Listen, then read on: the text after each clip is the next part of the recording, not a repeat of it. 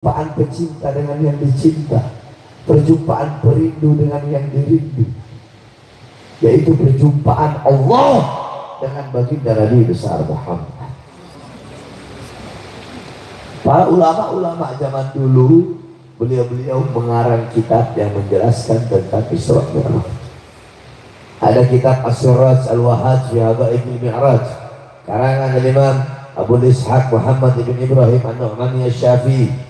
Ada kitab Al-Mi'raj karangan Imam Qusairi. Ada kitab Ar-Risalah fil Mi'raj karangan Imam Abu Hasan Ali bin Muhammad Al-Lakhmi. Ada kitab Ayatul Kubra fi Syarah Qissatul Isra karangan Imam As-Suyuti. Ada kitab An-Nurul Wahhaj fi Qissah Isra wal Mi'raj karangan Imam Ali Zainal Abidin bin Muhammad Al-Hadi Al-Barzanzi. Kemudian ada kitab Qissatul Mi'raj karangan Said Usman Syata bin Muhammad Syata. Kemudian ada kitab Afdalul Manhaj fi Isbat Isra wal Mi'raj karangan daripada Al-Imam Al-Hafidh Abdullah bin Mustafa Al-Maraghi. Kemudian ada kitab Tau'us Siraj fi Fadli Rajab wa Qisah Al-Mi'raj karangan daripada Al-Imam Sayyid Muhammad Amin Al-Kurdi. Kemudian ada kitab Qissatul Mi'raj karangan Imam Najmuddin Al-Ghaiti. Kemudian ada lagi kitab Hasyiyah Ad-Dardir karangan Imam Ahmad Abil Barakat Ad-Dardir. Biasanya zaman dulu ulama-ulama Betawi, kiai-kiai Betawi zaman dulu, kalau masuk bulan Rajab pasti beliau-beliau dengan santri-santrinya menghatamkan kitab Hasyiyah Ad-Dardir. Itu kitab yang menjelaskan tentang Isra Mi'raj. Ada kitab Nailul Muna wal Ghaya As-Saul fil Mi'raj Sayyidina Al-Mukhtar Ar-Rasul karangan Imam Muhammad bin Ja'far Al-Kattani. Ada kitab Hulal Ad-Dibaj Al-Matruzah karangan Imam Muhammad bin Ahmad Ar-Rahwani At-Tatwani. Ada lagi kitab Minhajus Syami Mukhtasar Mi'rajus Syami karangan Syekh Yusuf bin Ismail An-Nabhani. Kemudian ada kitab Al-Mi'raj An-Nabawiyah karangan Syekh Hasan Asy-Syati. Kemudian ada kitab Mu'jizatul Kubra li Sayyidil Anbiya karangan Syekh Nafi Al-Jauhari. Kemudian kitab Yawaqit Taj Al-Wahhaj fil Isra wal Mi'raj karangan Imam Muhammad bin Muhammad Al-Hadi Al-Kattani. Kemudian kitab Al-Anwar Al-Bahiyah fil Mi'raj Khairil Bariyah karangan guru kami Abuya Imam Besar Ahlus Sunnah wal Jamaah As-Sayyid Al-Habib Muhammad bin Ali Al-Malik Al-Hasani. Dan masih banyak lagi kitab-kitab yang menjelaskan tentang Isra Mi'raj. Engkau pelajari kitab-kitab tersebut, maka engkau akan mendapatkan pemahaman yang benar, pemahaman yang jelas, pemahaman yang rinci tentang kejadian Isra Mi'raj. Sebab kenapa? Banyak ustadz-ustadz sekarang, kiai-kiai sekarang, ulama-ulama sekarang, dai-dai penceramah, ketika menjelaskan Isra Mi'raj nggak pakai ilmu, ngejelasin Isra Mi'raj sesuka comornya. Contoh, banyak penceramah ngomong begini, dada Nabi dibelah, Jibril bawa cawan terbuat dari emas, di dalamnya air berasal dari surga, dikeluarkan hati Nabi, dibersihkan dari kotoran, disucikan. Saya tanya, jawab yang keras, pernah atau tidak dengar penceramah ngomong seperti itu? Kurang keras, pernah atau tidak? Pernah atau tidak?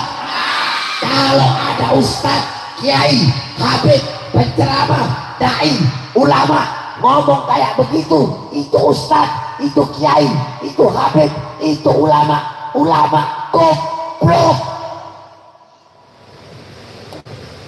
Makanya banyak sekarang ini ulama-ulama instan, ulama supermi, digodok 5 menit jadi, mondok enggak paham. Sekarang orang awam, ibu-ibu, bapak-bapak, orang awam kalau dijelasin begini, hati Nabi dibersihkan, udah cukup sampai di situ. Orang awam bakal berpikir apa? Sesuatu yang dibersihkan berarti sebelumnya apa? Sebelumnya apa? Makanya kalau menjelaskan, berikan pemahaman yang sesuai dengan akal mustami pendengar untuk menerima ilmu tersebut. Terus bagaimana dengan pembersihan hati Nabi? Itu namanya tajdid. Apa namanya? Tajdid. Hati Nabi sudah bersih dan dibersihkan lagi. Itu namanya tajdid. Hati Nabi udah suci, terus disucikan lagi. Contohnya, kalian punya wudhu, suci nggak? Bersih nggak? Terus wudhu lagi, boleh nggak? Ya begitu contohnya. Paham? Paham? Paham ya? Jadi bukan berarti dibersihkan hati Nabi itu kotor. Saudara-saudara, dalam kitab Asy-Syifa karangan Imam Qadiyat, jangankan hati Nabi, darahnya Nabi suci, darahnya Nabi air kencingnya Nabi nanahnya Nabi kotorannya Nabi apalagi hati Nabi Muhammad. Makanya para penceramah kalau ngomong jangan salah-salah, pakai ilmu lah. Karena saya nggak bisa lama. Intinya Allah undang Nabi Muhammad Isra Mi'raj berjumpa langsung dengan Allah. Sebab kalau saya mau jelasin ini Isra Mi'raj 1 bulan nggak kelar. Contoh ayat Subhanalladzi asra bi 'abdihi lailan minal masjidil haram minal masjidil aqsa, itu ayatnya. Saya jelasin satu-satu. Subhana bimakna tanzih. Tanzih yakni tanzihullah min kulli su'. Subhana bimakna al-bara'ah. Al-bara'atu lillah min kulli naqsin. Lailan al-'abd bimakna al-'abd yakni ra'a bi'alatil ain. Jadi tidak bakal selesai sampai subuh, nanti kita nggak kelar. Jadi intinya saja, Nabi Muhammad diundang oleh Allah untuk menerima satu perintah yang mulia, perintah yang agung, perintah yang utama, perintah yang dimana ketika Allah memerintahkan perintah-perintah yang lain cukup melalui Al-Quran. Jawab yang keras. Allah perintahkan haji melalui apa? Quran keras melalui apa? Allah perintahkan puasa melalui apa? Orang petojo lepas. Saya diinfus lagi sakit tapi semangat. Orang sini mental kerupuk ya. Jawab yang keras. Allah perintahkan haji melalui apa? Puasa, sedekah, zakat. Tapi ketika Allah perintahkan perintah yang satu ini tidak cukup melalui Quran. Allah undang Nabi Muhammad untuk langsung berjumpa dengan beliau untuk menerima perintah ini, karena begitu penting dan utamanya perintah tersebut. Apa perintah itu? Yang keras apa? Apa? Maka jaga kau punya sholat, perhatikan kau punya sholat, utamakan kau punya sholat. Orang-orang sekarang banyak yang rusak, saudara-saudara. Di mana rusaknya? Di musola-musola, di masjid-masjid, di surau-surau terdengar panggilan Allah.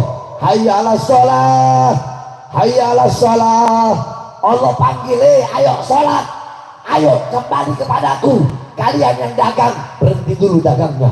Yang usaha, berhenti dulu usahanya. Yang punya toko, tutup dulu tokonya. Yang berada di atas pangkat dan jabatan, ku berdiri dari kursi pangkat jabatan kalian. Ayo kembali kepadaku. Akan tetapi panggilan Allah tersebar, terserukan, terdengarkan, tergaung di mana-mana. Yang berdagang tetap dengan dagangannya. Yang usaha tetap dengan usahanya. Yang di pasar tetap dengan di pasarnya. Yang nongkrong tetap dengan tongkrongannya. Kalian abaikan panggilan Allah dan kalian lebih memilih panggilan perut kalian.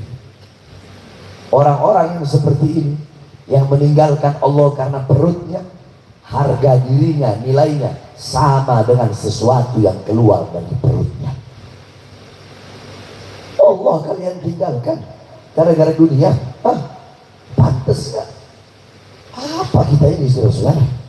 Allah yang kasih kalian rezeki, yang kasih kalian kehidupan, kalian tinggalkan, kalian abaikan demi urusan dunia kalian, harta, dagangan, usaha, kerjaan, biadab.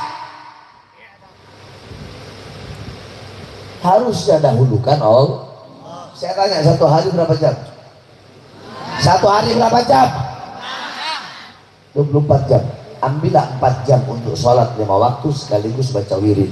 Kecuali yang Wahabi ya, gak wiritan tuh. 4 jam sholat sekaligus baca wirid.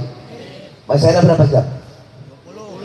Masih ada 20 jam untuk urusan perut kamu, kerja kamu, tidurnya kamu, makannya kamu. Masih ada 20 jam. Masa kita nggak bisa ngambil waktu 4 jam untuk Allah? Keterlaluan. Saya tanya, keterlaluan nggak ini? Keterlaluan nggak? Terjadi nggak? Jawab yang keras, terjadi nggak? Makanya jaga kau punya sholat, perhatikan kau punya sholat, khususnya anak muda. As-sholatu imaduddin. Sholat itu tiangnya agama. Jangan kau robohkan kau punya tiang agama dengan meninggalkan sholat. Perkokoh tiang agamamu, perkuat tiang agamamu. Bagaimana caranya? Satu, ramaikan masjid-masjid. Yang pertama, cara mengokohkan tiang agama, cara memperkuat tiang agama dengan meramaikan masjid-masjid. Sholatnya dijaga. Yang kedua, sampaikan kebenaran, tegakkan keadilan. Jangan pernah takut kepada siapapun. Jangan pernah kalian tunduk kepada kezaliman, tunduk kepada kemungkaran. Saudara-saudara, saya tanya, apa yang telah kalian perjuangkan untuk Islam, untuk agama, untuk bangsa, untuk negara, untuk rakyat? Saya tanya, pernah tangan kalian di borgol? Dari borgol tangan nyambung borgol perut, dari borgol perut nyambung borgol kaki. Pernah kalian di penjara 9 kali? Pernah kalian di tol mobil kalian ditembaki pada upaya percobaan pembunuhan? Pernah kalian dalam penjara berkali-kali berusaha berupaya untuk diracun? Habib Rizik di masa tuanya organisasinya dibubarkan. 6 laskarnya, 6 muridnya, 6 pengawalnya dibantai dengan keji, dibunuh sampai mati, ditembak, nyawanya, jiwanya mereka korbankan untuk anak cucu Rasulullah, untuk perjuangan Islam. Saya 2004 masuk penjara, kasus kota dan saya hancurin dulu. Saya ratai ke preman-preman daerah kota itu, diskoti 2004. 2010 saya masuk kasus Mbah Priuk, Tanjung Priuk. 2011 kasus Ahmadiyah. 2012 kasus Demos. 2018 kasus Habib palsu saya bantai. 2020 saya bebas. Siang bebas, malam ceramah, belum sampai 2 hari, besoknya udah ditahan lagi. Dibawa ke Nusa Kambangan, diborgol perut saya, tangan saya, kaki saya. Cukup sampai di sini? Tidak. 2022 bebas, belum sampai 1 bulan udah ditahan lagi. Kenapa? Karena ceramah saya yang membela 16. Saya tanya, 16 sekarang yang wafat rakyat atau bukan? Rakyat atau bukan? Rakyat atau bukan? Terus kenapa kami diperlakukan seperti ini? Berusaha dibungkam, diancam, difitnah, dihina, dicaci, dimaki, dikriminalisasi, berkali-kali di penjara. Saya tanya, apakah kami penjahat? Penjahat? Biadab? Bajingan? Bandar narkoba? Yang keras bandar narkoba? Bandar miras? Bandar judi? Nolong uang rakyat? Maling uang rakyat? Korupsi? Jual aset negara? Terus kenapa? Satu jawabannya, karena di dalam tubuh kami mengalir darah suci Rasulullah, darah kakek kami, darah pejuang, darah keberanian, darah kami, darah anak cucu Rasulullah. Selama kedua mata kami masih terbuka melihat penyengsaraan rakyat, penderitaan rakyat, maka selama itu kami yang akan berada di barisan paling depan, rela hancur, rela binasa demi bangsa dan rakyat Indonesia. Saudara, Allahu Akbar. Bayangkan 2 hari bebas dibawa ke Nusa Kambangan, sudah kayak bandar kelas kakap. Katanya saya dibawa ke Nusa Kambangan, ditahan lagi itu karena ceramah saya meresahkan, provokasi. Saya mau tanya nih, di sini masyarakat bukan? Jawab ya. Ceramah saya begini isinya. Ini ceramah yang membuat saya ditahan lagi. Waktu itu awal-awal corona, saya bilang, hei presiden, hei pejabat, hei aparat, rakyat kalian kurung dalam rumah, tapi tidak kalian berikan kebutuhan pokoknya. Itu provokasi. Provokasi. Provokasi. Meresahkan itu. Meresahkan atau pembelaan? Meresahkan atau pembelaan? Saya tanya, merasa terwakili nggak? Merasa nggak? Merasa nggak? Terus kenapa mereka bilang meresahkan masyarakat? Yang goblok saya apa mereka? Yang bodoh saya atau mereka? Yang biadab saya atau mereka? Yang meresahkan saya atau mereka? Itu yang pertama. Yang kedua saya bilang, hei pemerintah, mal-mal, perusahaan-perusahaan milik asing, kalian tetap buka di masa corona, tetapi warung-warung kecil milik pribumi Indonesia kalian paksa untuk tutup. Provokasi. Provokasi. Meresahkan. Yang goblok siapa dong? Yang bodoh siapa? Yang biadab siapa? Yang bajingan siapa? Terus saya bilang, hei pemerintah, hei pejabat, berapa banyak pengangguran yang tidak kerja di Indonesia? Anak-anak muda nggak punya kerjaan, tetapi tenaga kerja dari Cina terus kalian dikirim ke daerah Morowali, Sulawesi. Provokasi. Provokasi. Meresahkan atau pembelaan? Atau pembelaan? Apakah saya bela diri saya? Bela anak saya? Istri saya? Keluarga saya? Murid saya? Kelompok saya? Siapa yang saya bela? Siapa yang saya bela? Siapa yang saya bela?